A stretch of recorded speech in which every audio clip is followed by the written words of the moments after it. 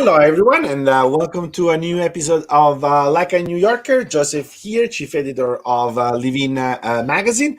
So we crossed the threshold of 30 episodes. This is the episode 31 in this series. And as usual, thank you for following us and watching our videos. Remember, if you want to support independent creators as ourselves, please like, share, and subscribe the video. We have started this holiday season, so we're going to spend some time together here in this month of December. And as usual, I have my partner in crime for this show, Beatrice. Hello, Beatrice. Hi, hello, everyone. Welcome to Like a New Yorker. Beatrice from Impact PR. Mm-hmm. And we are so excited about this episode today. Yes. Because it's the holidays that are coming up. Mm-hmm. And I know with everything that's going on, not a lot of people are traveling or doing a lot of touristy things. Yeah. But we like to remind people that there are interesting things to come to New York for. Mm-hmm. Not to mention, lots of places to see that are unusual that you may not know about. Mm-hmm.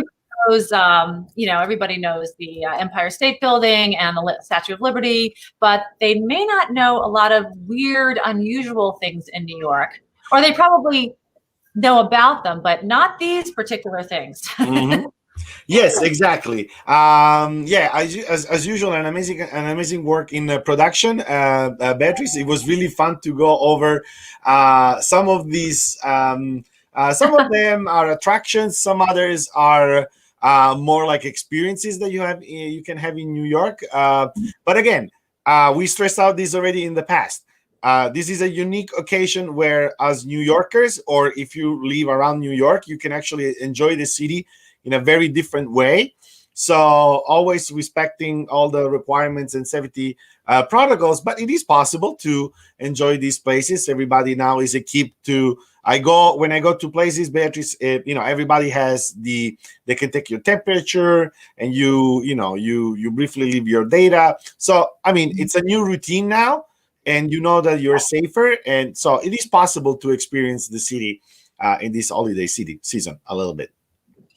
Yeah, every place that we go to or I've been to, they always have the protocol in place. The hand sanitizers, the masks, all the staff are wearing masks and socially distanced. Mm-hmm. So yeah, do not be afraid. And I guess without further ado, let's start our list. Let's go. This is courtesy of Living Out Loud, lau.com, which she stumbled upon. And we've got a nice list of 11 things of unusual things to do in New York that you may or may not have known about. First one is, you probably all heard of Speakeasies, right? They've been around Prohibition, and they just continue to exist. And some of them are really interesting because you have to know about them ahead of time. And one is called Please Don't Tell, the first one on our list. And it's on 113 St. Mark's Place in the Lower East Side. And you have to enter it through a hot dog store next door, which is really interesting. Yeah. And there's actually a phone booth in the hot dog store, and it has a red phone, and you have to dial 1 in order to gain entry. So you enter through the phone. So I've never been there, but I definitely will check that out. I don't know. Have you been to? Absolutely. Gives you the flavor of old New York. Well, this is, almost 100 years ago, right? Or so that's really interesting. The next one on our list is Skyscape. Now, a lot of people, museums are a thing. This one is a spy museum. It actually tells you there's really interesting things to learn about spies and spy history. It also shows, there's one that shows you how to deceive a lie detector, which I personally wouldn't use, but may find it useful. Some of you out there, and you can, this is really cool. You can they tell you how to find if someone is lying. So there's some micro expressions, as they call it. So that's really interesting. You can. Married people, you can take your husband or wife.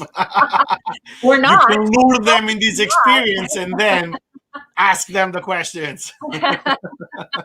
Yes, that's a good way to educate yourself. Yes. If you're looking. Absolutely. This also, the next one also, it's very cool. So this is really cool. So in New York, I mean, we've got a whole labyrinth of subway stations. This one in particular, it's way at the very top of Manhattan on the 191st Street subway. It's a long tunnel. It used to be very, it was like rat infested and dirty and everything. And the city actually commissioned artists to artify it basically for all these graffiti artists. And so it's a long tunnel just filled from, top to bottom with graffiti. Something to really look at. It's right off the subway train, the one train. And yeah, it's located at Fort George. And so check that out. There's another location in the list as well that we'll take you through. So that's really interesting. I'm familiar with this. Well, Joseph, please. Yeah, this may not be strange for you or many people. I mean, millions of people in New York, but it is for tourists, perhaps. Yeah, I mean, of course, it's like generally in Manhattan, you take the bus, you take the subway, or you come by car. But actually, the Staten Island ferry is there isn't a ticket. They say it's free. But not exactly. It's like we are paying for it, but you can enjoy it for free, and you're welcome to do that. And once you are in Staten Island, I mean, of course, like before the pandemic, like the new outlet was a big attraction. Now, of course, it's still closed, but very close to the ferry. St. George Ferry Terminal in Staten Island. Actually, there is this place that is Snug Harbor, which is a botanical garden. Like in every season gets decorated. So also for Christmas, they do some nice decorations. And again, if you want to do like something different, or especially on a weekend, you can take the ferry in Staten Island. You can go to Snug Harbor. You can Uber there or whatever. And it's very nice. It's in the outdoor. It's a botanical garden. Yeah. And you can spend some time and then go back to Manhattan. Well, it's also it's actually a very nice ride. It's about like a 15 or 10-minute ride or something like that. Yeah. Very nice in the summer. I mean, all year round, it's covered if you don't want to be out in the elements. Yeah. But you do pass by the Statue of Liberty. Very close. You see Governor Island. Yeah. Governor Island. Yeah. So it's actually very scenic, and they run pretty much all day, every hour. 24 hours, every hour, and during peak hours, usually is every 45 minutes. So yeah. It's a very smooth ride, and again, now it's not packed with tourists, so you can really have a nice experience. Yeah. Right. Exactly. This next one is really cool. This is probably it was just the Hudson Yards is actually a huge, like a multi-billion-dollar project that just went up a couple of years ago. And this is a vessel. It's kind of the largest space. And I read up about this just because I was curious. They're calling this New York's Eiffel Tower because it is so unique. As you can see, some people call it a rib cage. It's just other people call it the hive. Hive, right? It looks like a beehive, but it was actually designed by British-based architect named Thomas Heatherwick, and it was designed and constructed in Italy, as a matter of fact. So there's your connection. And he wanted to keep it secret, so he actually put it behind walls, pieces of it, so nobody could see what he was designing. And they brought it over, piece by piece across the ocean, and constructed it. And now it is made completely of steel and glass. It took $150 million to create, to construct, and it's an interactive sculpture. So basically, it's free. To go up. You can go upstairs. There's also an elevator, and but you have to make a reservation for social distance purposes. But it's really interesting. When I first saw that, I really had no idea. And also in the same spot now they have opened the Edge, which is the highest viewpoint in Manhattan in the new tower. And again, you have to make a reservation. So, but if you're going to Hudson Yard, actually the mall is open. So you can have a nice day in the Hudson Yard. You're very close to the West End. So then if it's a beautiful day, you can walk to the the Hudson River, and again, Right. nice way to spend a day in Midtown. Lots of things to do there. It's way on the west side in the 30s. So yeah, definitely go check that out if you're coming through New York. The next one. This is what we covered already for the movies. This is the City Hall subway station using Ghostbuster. And connection to Ghostbusters. Right. It's the only, I think we talked about this before. It was opened in early 1900s, 1904. It actually is it has been closed down. It's not a stop anymore because it's so difficult to get the train to open safely because of the way it's curved. There's too many gaps. So the train still runs through it. They just don't stop there. So definitely another interesting thing to check out.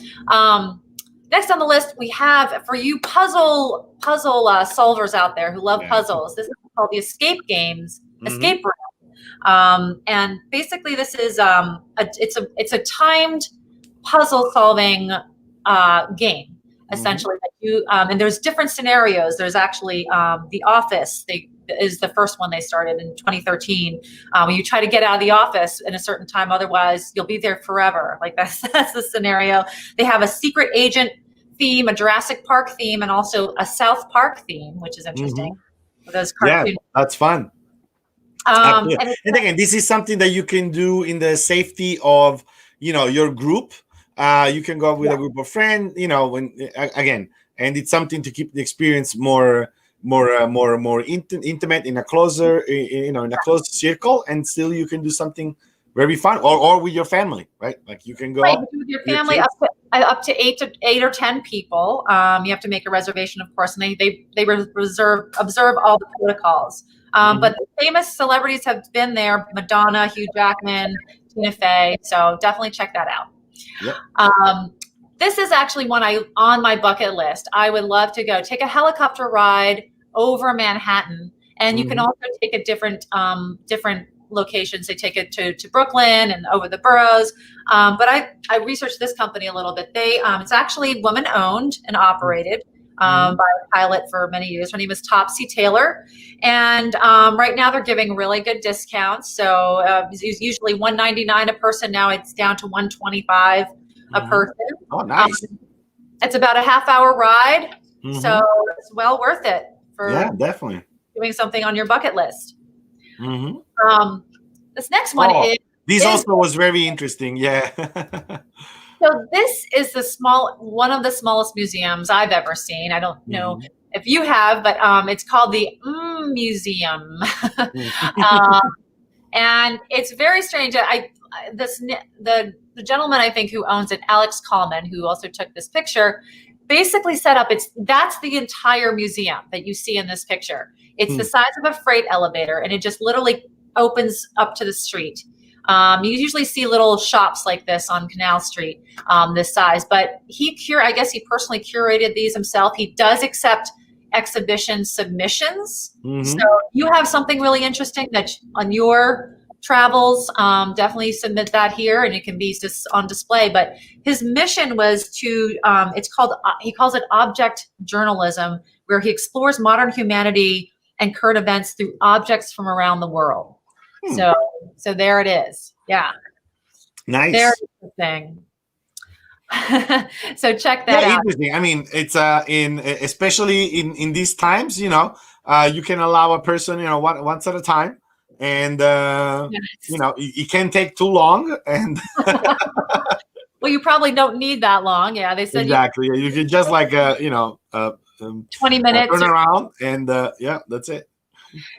Yeah, but let's go to this. Is also very cool. Like if one day you go to the Staten Island ferry, then you can go to another island, Roosevelt Island, which technically is Manhattan. Is in the county of New York, so technically is Manhattan, and it's the only cable car that is in New York, and the fare is the same of a subway. Right? Yeah, $275. Yeah. I've not. It's another on my bucket list. I have not taken a tram. You haven't? No. No. It's very nice, and especially if you go sunset time, like it's a beautiful sunset that, of course, like that you can see on the west side, and I would imagine, and yeah. so it's if you go at the right time, it's like you can still see the sun on the west, but on the east side is already night. It's already So dark, yeah. yeah, it's already dark. So it's very nice. Yeah, I do recommend to do it. I'm sure there's social distancing and all that, so they take fewer people. I don't know what the capacity. Otherwise, they dump you in the East River. Yeah. I would imagine too. It probably flex a little bit when it's windy. A little bit, yeah, but yeah, it's very safe, very stable. Yeah, I'm sure. So here's another interesting subway station. So this is actually a mall, a block away from the World Trade Center site, where they have another great architectural site. But this is a very unusual one. It's known for its circular design and also has a spiral staircase. So that's kind of the feature. Yeah, this is the Fulton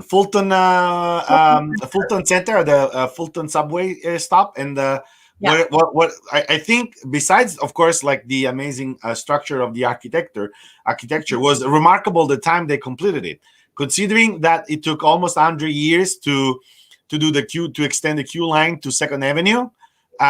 This actually took only like few years. So it was really remarkable. Yeah. Wow. Yeah. I have also, that's another one on my list. I'm learning a lot from my own list here. Okay. And sadly, we're at the end of our list. So this is just 3 places to stay. They were at the, okay. That was actually one more item, but it was actually, 3 more, they gave places to stay that are, I guess this person, the author, thought it was really interesting, but now it's even cheaper to stay, I would imagine. But I'd never known about this hostel. People are that are traveling very much on a budget. This is right on Columbus Circle. Great location, right by the Central Park. And it's, I think, $54 a night. You see very basic accommodations there, but you have a fantastic view and a fantastic location. You're just passing through. Another cheap place to stay, a little more expensive at $94 a night, probably cheaper now. Hotel 31, also in a great location in Midtown. And then they have the best luxury hotel, which I don't know. There's so many great hotels in New York. Yeah, but let's say Citizen M is very iconic. Is Scandinavian design, so had that little edge. And actually, the main hall is pretty cool. It's pretty interesting, and they have a cool bar. Right, they have a beautiful rooftop bar, which I'm a big fan of. So that's the place to be when you're, looking over Manhattan. You want to be on the top for sure. Yeah. So before we go to the next segment, let's say hello to our most loyal viewer, Joanne. We wish her happy holidays as well. Yes, happy Hanukkah, Joanne. So glad. Happy Hanukkah. Thank you for your support. We love you. Yeah, absolutely. Thank you for always being here for us.